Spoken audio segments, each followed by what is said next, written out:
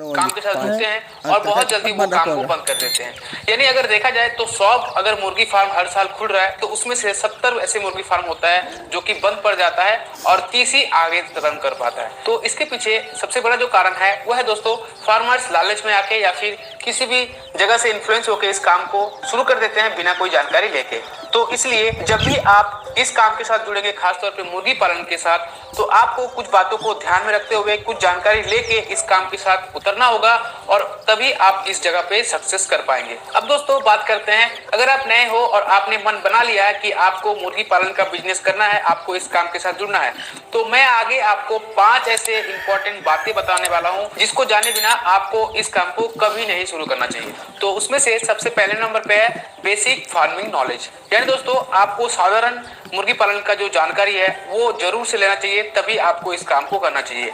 जैसे दोस्तों साधारण जानकारी में बहुत सारा आ जाता है, जैसे मुर्गी के बच्चे को, यानी जिसको चिक्स कहा जाता है, उसको कैसे पाला जाता है, 1 से लेकर 7 दिन तक ब्रूडिंग स्टेज में आपको कैसे पालना है, क्या क्या खिलाना है, उसके साथ साथ आपको कौन कौन सा मेडिसिन इस्तेमाल करना है, कैसे इस्तेमाल करना है। तो बहुत सारे इंपॉर्टेंट बातें हैं जिसको आपको जरूर जानना चाहिए, तभी आपको इस काम को शुरू करना चाहिए। अब दोस्तों कभी कभी क्या होता है, बहुत सारे ऐसे नए नए फार्मर्स जो कि बिना जानकारी लेके मुर्गी पालन शुरू तो कर देते हैं, लेकिन उनके बैच में जब भी कोई छोटा मोटा बीमारी या फिर बड़ा बीमारी आ जाता है तो वो इधर उधर भटकते रहते हैं और इलाज के बारे में सबको पूछते रहते हैं, और सही टाइम पे सही इलाज ना मिलने के कारण उनके बैच में बहुत ज्यादा नुकसान हो जाता है, मुर्गी का मोर्टेलिटी हो जाता है। तो इसीलिए ये बहुत ज्यादा इंपॉर्टेंट है कि जब भी आप मुर्गी पालन शुरू करेंगे तो आपको एक बेसिक नॉलेज या फिर बेसिक जानकारी होना बहुत ज्यादा जरूरी है कि कौन सी बीमारी के लिए क्या मेडिसिन देना होगा और कौन सी बीमारी को कैसे आप पहचानेंगे। तो अगर ये छोटा मोटा चीजें अगर आप जान लेते हैं इस काम में तो आपको बहुत ज्यादा पैसा बचत होगा और जिससे कि आपको आगे फायदा मिलेगा। अब दोस्तों नेक्स्ट यानी 2 नंबर पे जिस पॉइंट के बारे में बात करने वाले हैं वो है दोस्तों रेंटल पोल्ट्री फार्मिंग। यानी दोस्तों किसी भी जगह को आप किराए में लेके वहां पर शेड का निर्माण करके फिर आप मुर्गी पालन करेंगे। तो मेरे हिसाब से दोस्तों रेंटल पोल्ट्री फार्मिंग आपको कभी भी नहीं करना चाहिए, यानी रेंट पे जगह लेके वहां पर आपको मुर्गी पालन नहीं करना चाहिए। अगर आपके पास जगह है, थोड़ा मोड़ा भी जगह है, तो आप वहीं से शुरुआत कीजिए, छोटे एरिया से शुरुआत कीजिए, छोटे स्केल से शुरुआत कीजिए। इससे आपको बहुत ज्यादा फायदा मिलेगा, एक्सपीरियंस होगा, उसके साथ साथ आपके पास जो रिस्क है वो बहुत ज्यादा कम रहेगा। क्योंकि दोस्तों जब भी इस काम को आप करेंगे तो शुरुआत में 1-2 बैच आपको हो सकता है लॉस में चला जाए, आपको प्रॉफिट नजर ना आए। तो वैसे में अगर आप खुद के जमीन पे करेंगे तो आपका कोई प्रॉब्लम नहीं होगा, आपका अगर जो पैसा लगाए हैं वो भी अगर निकल जाता है तो उससे भी आप काम को आगे बढ़ा सकेंगे। लेकिन वही अगर आप रेंट में जगह लेके काम को करेंगे और सपोज आपका बैच में थोड़ा नुकसान हो गया, आपको प्रॉफिट नहीं आया, तो जो रेंट का यानी जो जमीन का ओनर रहेगा वो दोस्तों इस चीज को नहीं देखेंगे और आपका हर महीना पैसा वो लेते जाएंगे। तो वैसे में आपका बहुत बड़ा एक टेंशन रहेगा, एक तो बैच से प्रॉफिट नहीं आ रहा है आपको और उसके साथ साथ आपको हर महीना रेंट देना है जमीन के लिए। और अगर देखा जाए तो यही सबसे बड़ा कारण होता है जिसके वजह से हर साल जितना जल्दी फार्म बनता है उससे ज्यादा जल्दी बंद पड़ जाता है। इसलिए आपको हमेशा कोशिश करना चाहिए कि अपनी जमीन पे काम को करें और कम मुर्गी से काम को शुरू करें, 2-3-4 बैच तक आप जो है कम कम मुर्गी से करें, उसके बाद धीरे धीरे जो है आप काम को आगे बढ़ाते रहें। इसके बाद दोस्तों नेक्स्ट यानी तीसरे नंबर पे जिस पॉइंट के बारे में बात करने वाले हैं वो है दोस्तों राइट ब्रीड सिलेक्शन, यानी सही नस्ल का चुनाव करना। जब भी आप मुर्गी पालन करेंगे तो आपको एक चीज के ऊपर ध्यान देना होगा सबसे ज्यादा, वो है आप किस पर्पस के लिए मुर्गी पालन करना चाहते हैं। क्या आप मीट बेचना चाहते हैं, यानी मुर्गी का मांस बेच के उससे पैसा कमाना चाहते हैं, या फिर मुर्गी का अंडा बेच के उससे पैसा कमाना चाहते हैं। तो इस चीज को देख के फिर आपको उस हिसाब से ब्रीड का चुनाव करना है। जैसे अगर आप अंडे के लिए पालना चाहते हैं तो अंडे के लिए जो स्पेशल ब्रीड आता है उसको आपको चुनना है।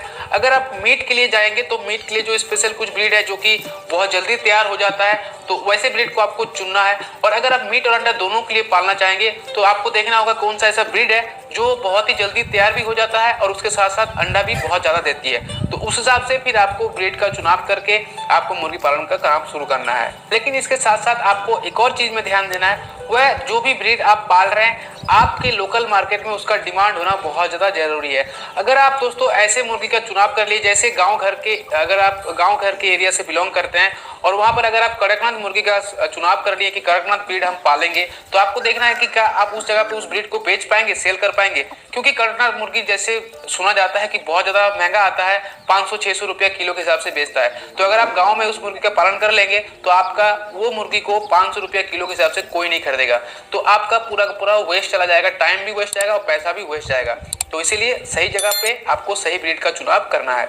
इसके बाद दोस्तों नेक्स्ट यानी चौथे नंबर पे जिस पॉइंट के बारे में हम लोग बात करने वाले हैं वह है दोस्तों मैनेजमेंट। मुर्गी फार्म में मैनेजमेंट का सही रहना बहुत ज़्यादा जरूरी है, क्योंकि अगर आपका मैनेजमेंट सही नहीं रहेगा तो आपके मुर्गी में बीमारी से लेके मुर्गी में बहुत सारा ऐसा अलग अलग प्रॉब्लम देखने को मिलेगा। तो मैनेजमेंट में जैसे आपका फार्म का जो बायोसिक्योरिटी है उसको आपको बहुत अच्छे से ध्यान में रखना होगा। उसके साथ साथ आपको लीटर मैनेजमेंट में ध्यान देना होगा और पानी में आपको ध्यान देना होगा, क्योंकि सबसे ज़्यादा मुर्गी में जो बीमारी फैलता है वो लीटर के द्वारा और पानी के द्वारा फैलता है। तो लीटर यानी जो जिस चीज़ को आप बिछावन करते हैं मुर्गी के नीचे, मुर्गी को रहने के लिए जमीन में जो बिछावन होता है उसको लीटर कहा जाता है। तो उसको आपको हमेशा ड्राई रखना है, ज़्यादा गीला नहीं रखना है ताकि उससे कोई बीमारी फैले अपनी मुर्गी में। उसके साथ साथ जो पानी आप अपनी मुर्गी को पिलाते हैं उसको अच्छे से जो है सैनिटाइज करके अपनी मुर्गी को देना होगा, क्योंकि अगर आप खराब पानी अपनी मुर्गी को पिलाएंगे तो उससे बहुत सारा बीमारी फैलेगा। उसके साथ साथ जिस भी बर्तन में आप पानी और फीड देंगे उसको समय समय में आपको सफाई करना होगा। जैसे बरसात के टाइम में एटलीस्ट एक दिन में 2 बार साफ करना होगा, और सर्दी जैसे अभी चल रहा है तो सर्दी के टाइम में दिन में 1 बार जरूर साफ करें। तो ये छोटे छोटे बातों पे अगर आप ध्यान रखते हैं तो आपकी मुर्गी को बहुत सारे ऐसे जानलेवा बीमारी से बचा सकेंगे। इसके बाद दोस्तों लास्ट यानी 5 नंबर पे जिस पॉइंट के बारे में बात करेंगे वह है दोस्तों टाइम फॉर न्यू बैच। यानी एक बैच खत्म होने के बाद जो दूसरा बैच का टाइम रहेगा उसके बीच में आपको एक गैप देना बहुत ज़्यादा जरूरी है। जैसे एक बैच खत्म होने के बाद कम से कम 10 से लेके 12 दिन का आपको गैप देना है। उसके बाद आपको न्यू बैच उस फार्म में डालना है।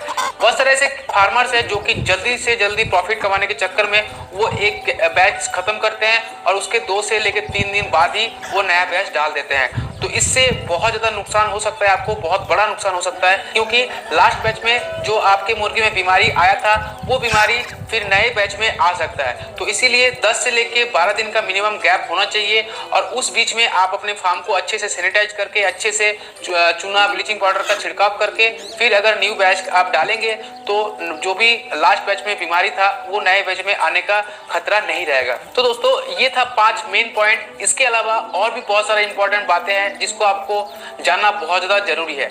तो उसके लिए आप कोशिश करें एक अच्छी जगह से एक मुर्गी पालन के बारे में ट्रेनिंग ले लें। जैसे कोई गवर्नमेंट सेक्टर अगर है तो वहाँ पर अगर आप जाएंगे तो फ्री में हो सकता है आपको ट्रेनिंग मिल जाए। इसके अलावा जो भी प्राइवेट सेक्टर या फिर जो NGO वगैरह है वो भी ट्रेनिंग प्रोवाइड करते रहते हैं समय समय के साथ, तो उधर जाके आप पता करके वहाँ से आप ट्रेनिंग ले सकते हैं। इसके अलावा अगर आपके आसपास में फार्म वगैरह है तो वहाँ पर जाके आप कुछ दिन रह के उसके साथ आप काम को सीख सकते हैं। तो अगर आप जानकारी लेके मुर्गी पालन करेंगे तो आपके पास रिस्क कम होगा, आप प्रॉफिट ज़्यादा से ज़्यादा कमा पाएंगे।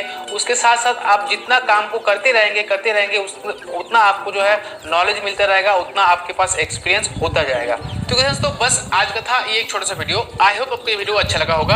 अगर अच्छा लगा है तो वीडियो को लाइक करना, कमेंट करना, दोस्तों के साथ शेयर जरूर कर देना। और दोस्तों अगर चैनल को अभी तक सब्सक्राइब नहीं किए हो तो सब्सक्राइब कर लेना, साथ में बेल आइकन को भी ऑल पे प्रेस कर लेना। तो दोस्तों मिलेंगे कभी किसी और वीडियो पे, तब तक के लिए टेक केयर, टाटा, जय किसान।